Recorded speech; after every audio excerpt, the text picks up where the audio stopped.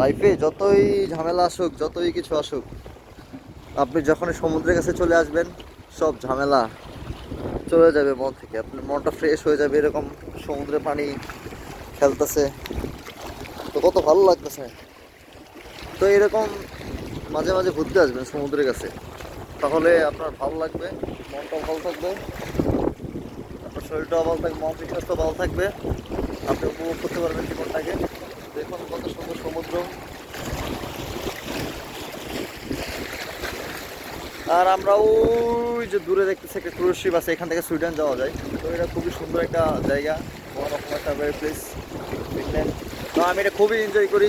আপনারা দেখতেছেন ঢেউয়ের মজার বিষয় হলো গিয়া, উইন্টারের সময় এই ঢেউগুলা থাকে না, কারণ এই পুরো সমুদ্রটা তখন সম্পূর্ণ বরফের, মনে হয় একটা বরফের মাঠ। আপনি চারদিক বরফ দেখতে পাবেন, শক্ত হয়ে গেছে সব কিছু, তখন খুবই সুন্দর লাগে।